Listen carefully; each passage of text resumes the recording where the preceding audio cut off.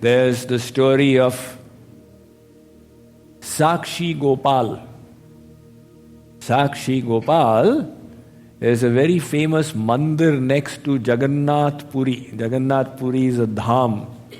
So the story goes, very, very popular. It was related by Chaitanya Mahaprabhu to his followers.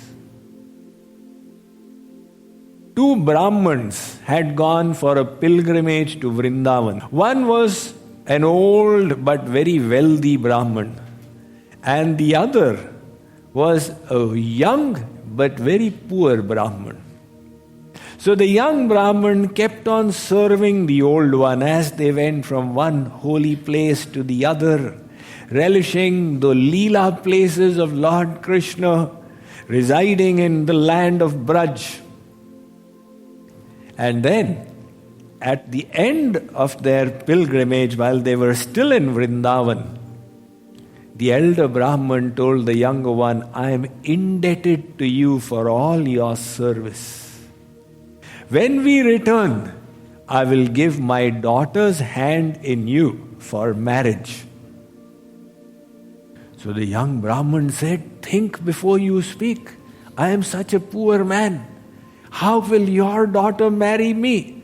He said, she is my daughter. If I instruct, she will do it. No, but your own family members will object.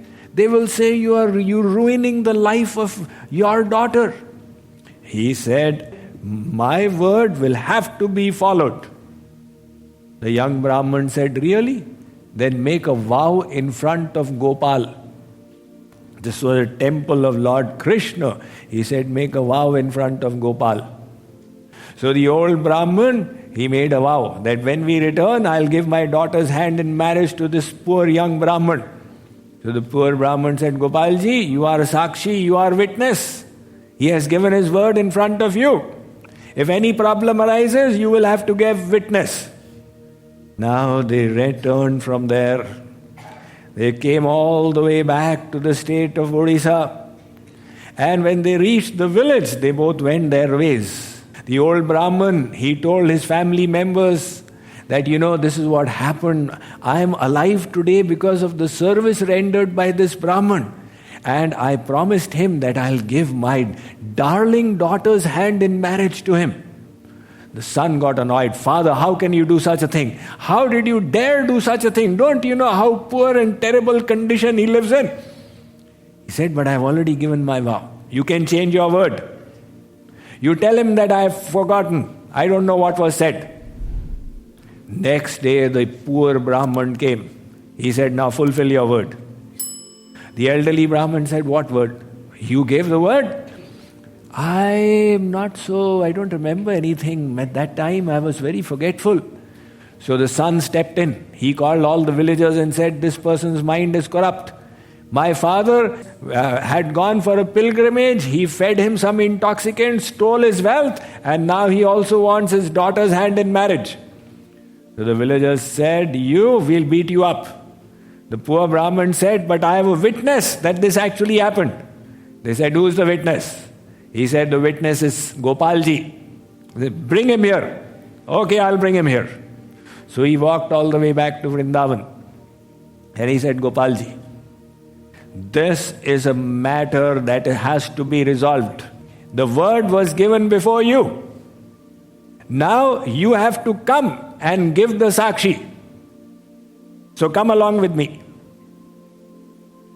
Sri Krishna said, how can I come along with you? Have you ever heard of a deity walking? The Brahman was full of faith. He said, I've never heard of a deity walking, but I've never heard of a deity talking. How are you talking? If you can talk, then you can walk. You have to walk your talk. So Gopalji agreed. He said, all right, if your bhāv is so much, you're not seeing me as stone, you're seeing me as God. So I have to reciprocate. See, the scriptures say, na kashthe vidyate devo na shilayam na mritsucha bhavehi vidyate devas tasmad bhavam sacharet. God doesn't reside in wood or in stone. He resides in the bhāv-yukt heart, in the loving heart. So, develop the bhāv. He had the bhāv. The Lord said, all right, You walk ahead, I'll walk behind. The Brahman said, how will I know that you're walking behind? So the Lord said, you will hear my ankle bell.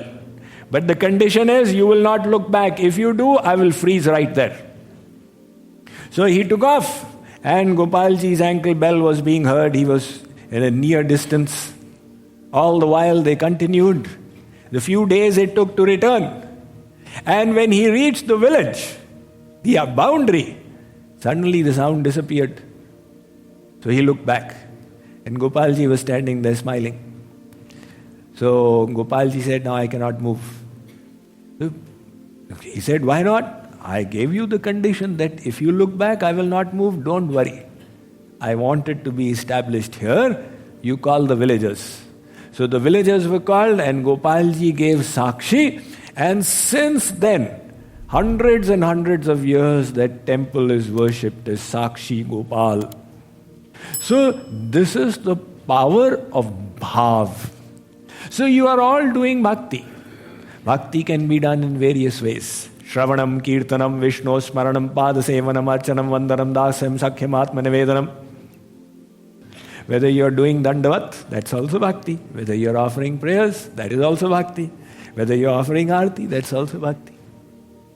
But that we are already doing. What we are missing is the bhāv. And what do our scriptures say? They say, learn to see God everywhere. To reach that stage of seeing God everywhere, you have to start from step one. See Him first in one place. Learn to worship Him. Learn to see Him in His name. And then keep on increasing that bhāv step by step. How deep is your bhakti?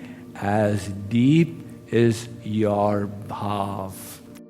So do your bhakti. Now how to develop the bhāv? It will be your repeated thinking, your repeated contemplation, the kind of knowledge you bring to your intellect.